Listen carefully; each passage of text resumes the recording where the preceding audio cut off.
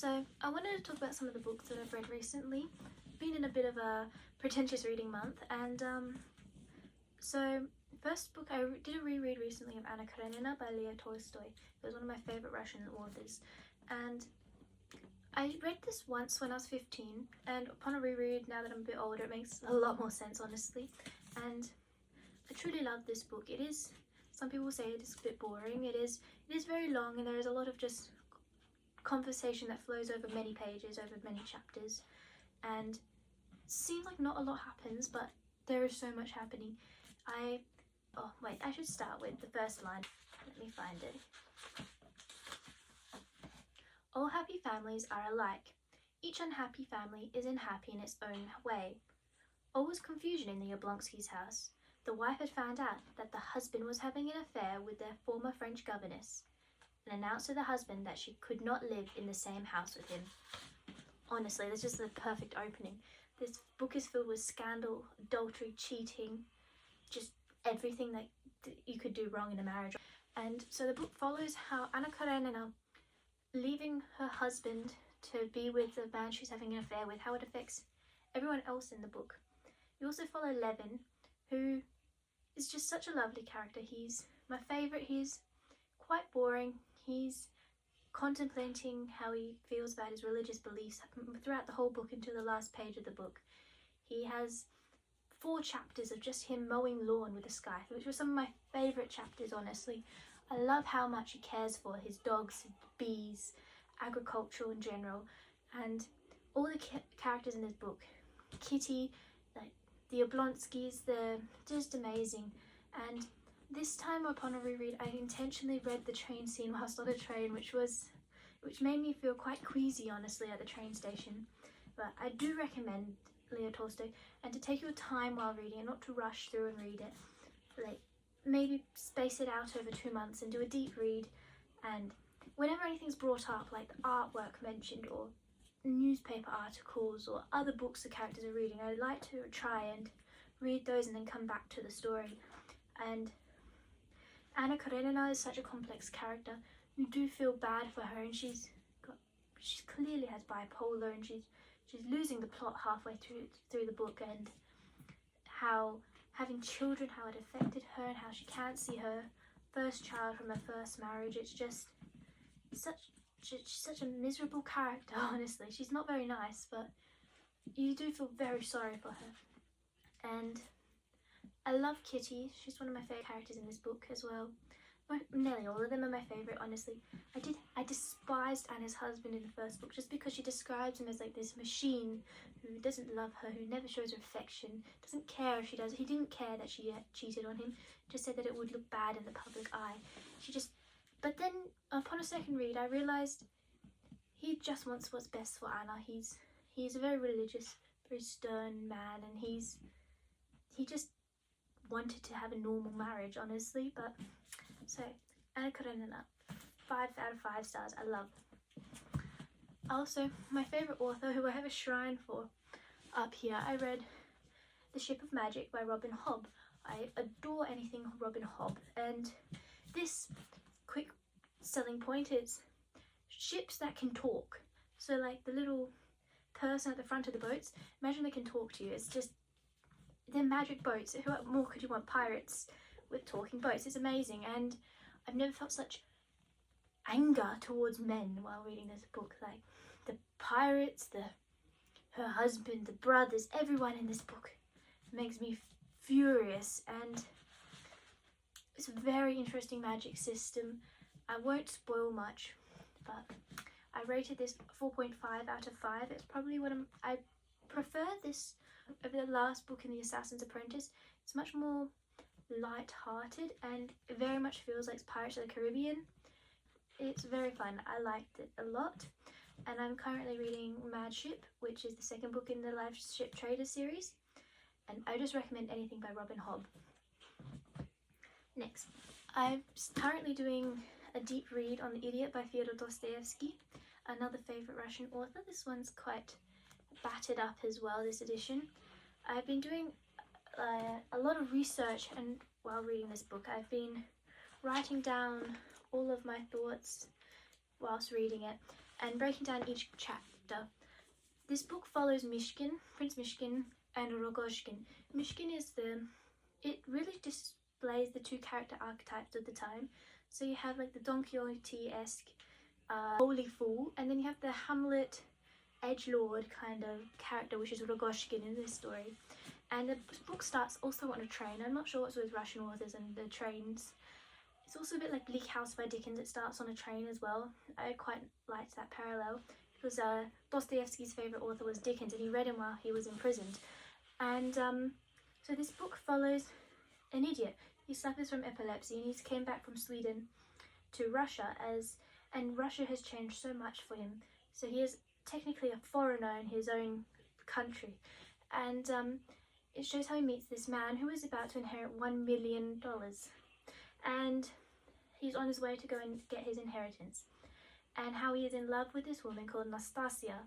Nastasia is one of my favourite characters in this book. She had the worst life you could imagine. As a child, both her parents died in a fire. Her younger sister died shortly after from pneumonia. She was sexually assaulted by her caregiver at the age of 12, and she was forced to live with him up until her 20s. People were trying to marry her and giving her money, and no one really loved her. And she's just had the worst. Nothing is good for her.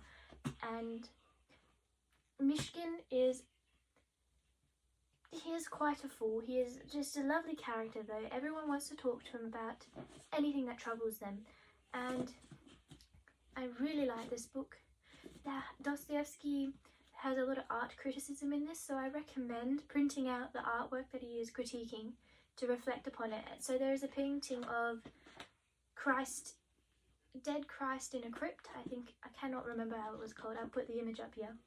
And saying how an image like that could make a man lose his faith, because it depicts Christ as a withering away corpse, tinged blue, in a crypt. And how can a man like that rise? Is a big theme within the book. The apocalypse is a big theme as well. So the 4 horsemen of the apocalypse, that comes up quite a bit. Nastasia is quite interested in the apocalypse, specifically chapter 6 of I wrote it down here. Again, I said the same about Anna Karenina. And I love how Mishkin does things off the page that we don't really know. He'll just bring it up casually. I visited a prison and I started talking to murderers. You're like, when did you have time to do that? And I love it. I wish we had another book just about Mishkin's things he gallivants and does off the page. So another one, I'm not sure how I wrote it yet. I'm only about 75% through at the moment. What else? Recently at an op shop I picked up Napoleon, because I realised I don't know much about the Napoleon Wars, and we never really focused on it in school. And this was only $2, so I was like, might as well. I've been really engrossed with reading about Napoleon. Like, I did not realise how interesting of a figure he was, and the amount of wars he successfully won. And I quite like this biography actually. It has a lot of good images in it. And I want to find biographies that depict the wars a bit more, as I want to read War and Peace, which is there. And I feel like I need to know a lot more about the French Revolutions and Napoleon before I dive into that. And finally, I finally picked up The Way of Kings by Brandon Sanderson. I've been putting this off for years now because my edition is very small but very thick, and honestly it's just the best book I've read probably ever. It is, I won't say much about it because it will spoil it, but it starts with this boy. He's in a mining camp at the very beginning of the book. He's very depressed, and his little sprite who talks to him, and he wants to escape. He doesn't want to escape, sorry. He's escaped so many times that he's just sick of it. And it follows 6 other characters mainly, and one is a general whose brother was the king that had been murdered. One is an assassin, a girl who was trying to become an apprentice / scholar for a princess, and it follows, who else do we follow? We followed just such a broad range of characters, and it didn't seem to connect in any way until the last, I'd say, 5% of the book. Everything just came together in such a climax that I was so shocked. I couldn't put it down. I brought it on the train with me to school. I just could not stop reading it. I won't say any more about this, but it is well written as well, which I struggle to find in a lot of young adult fantasy. Poor grammar just really irked me, but I loved this book and I highly recommend Brandon Sanderson's other books. I just had not read this series yet. So 10 out of 10 that one. What else have I read recently? Oh, recently I read the second edition to the James Islington Hierarchy books. I read the first one as soon as it came out because I quite liked his other books. And is this the first one? Yes, it is. I was really not happy about the cover change because I have the original covers right here, and it's such a drastic cover change, honestly. I love the spines on the old ones, nice and shimmery. But anyway, so I did a reread of this. It's such a good book. If you just ignore that it's based off a pyramid scheme, which annoys a lot of people, I don't particularly mind about that. It's like ancient Greek magic school, sort of Harry Potter-esque, and the battles and the ways that they have the academic, it makes me want to study reading this because he is just good at everything, which a lot of people don't like about our main character here. Viz is just too good at everything. He never fails, which I like in a book because a lot of books I had read prior to reading this, the characters just were terrible heroes. But I already knew I liked this. I had rated it 5 stars and I was stuck on this cliffhanger for like 3 years. And finally, the second book came out. And this just takes a completely different turn to the first book. It's more sci-fi. It follows 3 different perspectives, I guess I could say, without spoiling it. It took me a minute to wrap my head around. Like, I didn't realise that these flying things are people. They're these creatures. They're the villains of the story. And it took me a while to click the image in my brain. I like how the water system works specifically because I want to know how they filter the water. That was a big thing I liked in this. Everything's just going bad in this book. It doesn't end well, so it leaves it another cliffhanger, so I have to wait another 3 years for the next book. Really enjoyed it. It's good enough that I'll accept the cover changes, though not as good as the first one in my opinion. I'd give this one 4 stars, the first one 5 stars. But Viz just seemed a bit... He goes up and down. He annoys me sometimes in this book, but then he makes me happy again, so I'm not sure. Anyway, so that was James Islington, The Strength of the Few and The Will of the Many. The audiobook is fantastic, I must say. For the first one, I listened to it, and that author, the voice and narrator, he does a great job. Okay, what else have I read recently? I picked up a Nikolai Gogol, short story collection, and I've only read one so far, and this one was just amazing. It was so bizarre. It was called The Nose, and it is about this man who is trying to become elected, and he wakes up one day to find out that his nose from his face has been elected, and his nose is just walking around town telling people what to do and how to run their lives. And it is so bizarre that I loved it. It's so original, so I can't wait to read the rest of the short stories. This was an absolute rip-off, by the way. I paid $25 for this. I did not know it cost that much, so that was a bit of a sting in the bank account. But anyway, so I have also... We had a cyclone recently, and so I wanted to read something water-esque, I don't know, water themed.